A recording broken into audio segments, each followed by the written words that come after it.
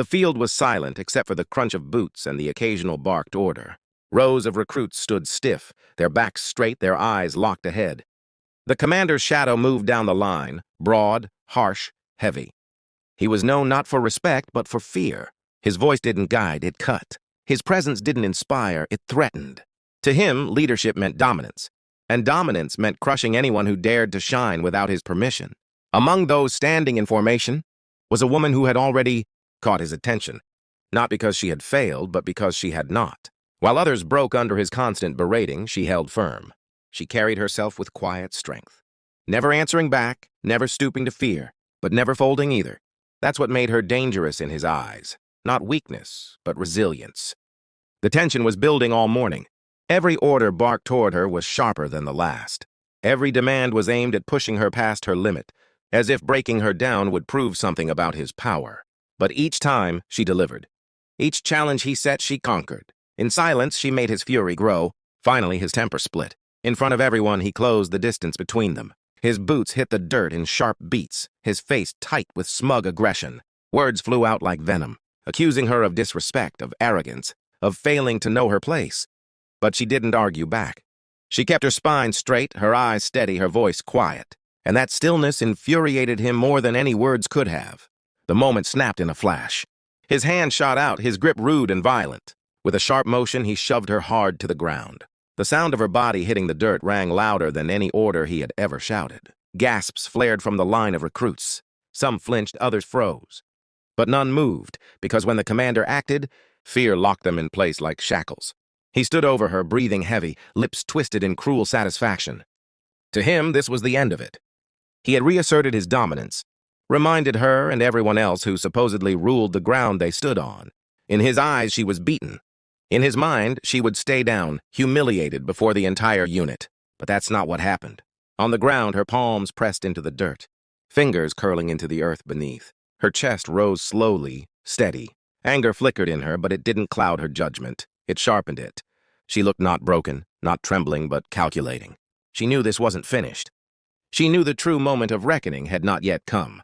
The commander thought he had written the final chapter right then and there. What he didn't realize was that she had already begun writing the next one. The dirt clung to her uniform, dust rising around her as she slowly pushed herself up on one arm. The sting spread across her palms, across her shoulder, but her breathing never broke its steady rhythm. For a second, silence owned the field, heavy and uncomfortable. The recruits who stood in rigid lines stared ahead, afraid to look but unable to ignore. They had trained long enough under this commander to know his anger was dangerous. He wanted obedience, he wanted fear, and those who gave him neither usually paid for it. The commander turned slowly, his eyes sweeping the line of soldiers. His chest puffed up with the satisfaction of dominance. He muttered something under his breath, a cruel remark meant to signal victory not just to her, but to everyone watching. In his mind, the message was clear. This was what happened to anyone who didn't bow. The shove had been as public as it was deliberate. It was meant as a warning, and he wanted that warning burned deep into the memory of every soul standing in formation. But she didn't stay down. She rose slowly, purposefully, brushing the dirt from her sleeve with a movement so calm it almost mocked his outburst. Her eyes did not drop from his figure towering over her. They held steady, not blazing in rage, not wet with defeat, but sharp, calculating. The kind of gaze that unsettled even while silent. He sneered. "That's the problem with you," he said loudly, projecting his voice across the field so the others could hear. "You don't listen. You don't follow. You think because you're tough that makes you equal. But you're not. I'm in charge. Don't forget it." His lip curled into a half-smile. To him, this performance was theater. The recruits dared not turn their heads, but adrenaline pulsed through them, and every ear was tuned to her silence. She didn't argue. She didn't shout. Sometimes silence is heavier than steel, and hers weighed on him more with every second that passed. Inside her chest, though, something was shifting. Not weakness, not collapse. Resolve. A quiet, fire-gathering strength, the kind only born after humiliation. The commander mistook that silence as surrender. He chuckled, shaking his head at what he thought was proof she had finally bent.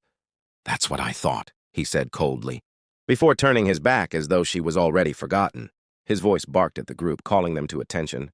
Commanding unity, his authority restored. But what he failed to see was that every single pair of eyes wasn't fixed on him anymore. They were sneaking glances toward her, toward the soldier he had thrown down. Because there's something magnetic about defiance. Even quiet defiance, you can't look away from it. And while he thought the moment was over, everyone else could feel something building, something inevitable, waiting to strike back and flip the scene he believed he controlled. The commander thought he had written the ending, but in truth he had only set the stage. The air on the training field felt heavy, the kind of silence just before thunder breaks. The commander turned his back fully now, barking out orders as if nothing had happened, as if shoving her into the dirt was a forgettable footnote. His shoulders squared, his voice bellowed, and he continued playing to the crowd of recruits, who had no choice but to nod and obey. He believed the moment was over. He believed he had won, but victory is a fragile thing when it's built on arrogance. Behind him, she took a step forward, dirt still streaked across her uniform. Her jaw was set, her hands loose at her sides, and every motion carried quiet precision.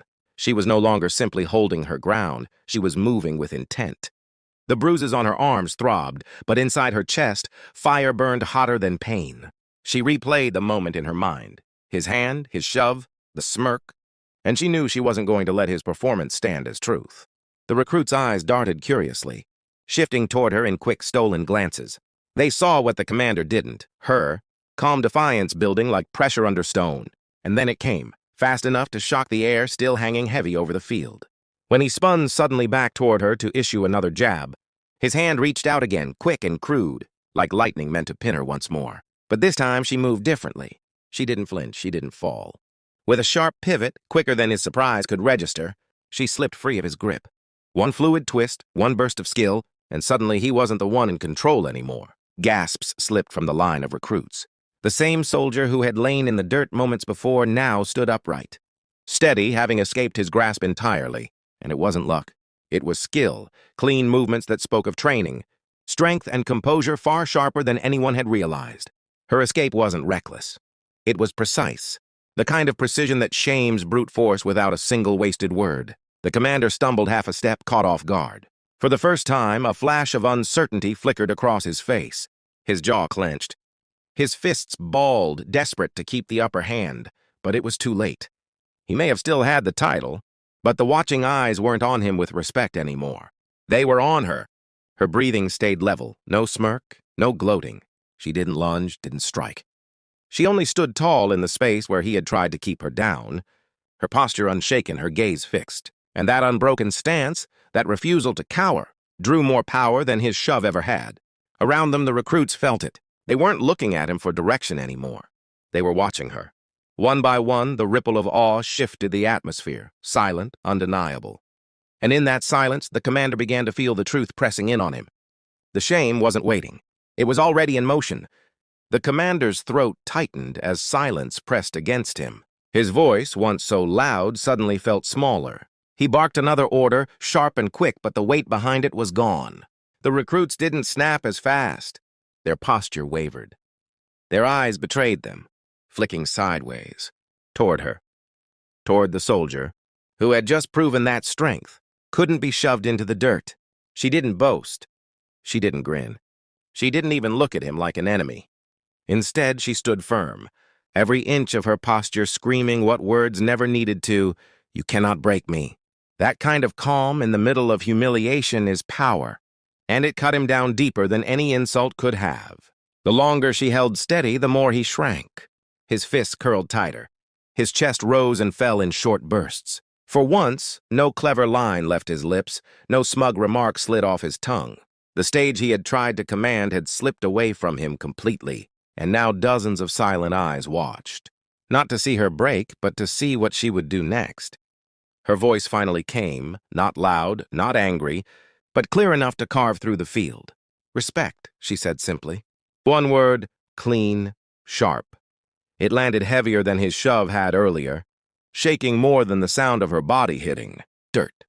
Respect, that was what she had, given when he barked every impossible order. Respect was what she had shown by standing silent and strong, even when belittled. And respect was what he had failed so miserably to earn. The recruits inhaled together, a subtle ripple of realization washing through their rigid stance. They had seen the truth in real time. Leadership wasn't in the shove. It wasn't in the arrogance. It wasn't even in the stripes on his shoulder. It was in the resilience she carried without ever needing to raise her hand. The commander's face burned. He turned away quickly, facing the line again, trying to regain his rhythm, but his body betrayed him. His voice cracked on the next order. His gestures came sharper, almost frantic, like a man clawing at rope before falling. But no matter what he did, the air had already changed. The recruits no longer feared him the way they did minutes before. All eyes had shifted. Authority wasn't where it had been. From the dirt, from the silence, from the simple act of standing tall after being thrown down, she had taken it from him. Not with violence, not with shouting, but with undeniable strength that no one in that field would ever forget. And as they stood together on that quiet patch of earth, the final image burned deep. A commander, stripped of power by his own arrogance, shrinking in his own shadow, and a woman unbroken standing taller than him, not just in body but in dignity. That day, the ground remembered who had fallen and who had truly risen.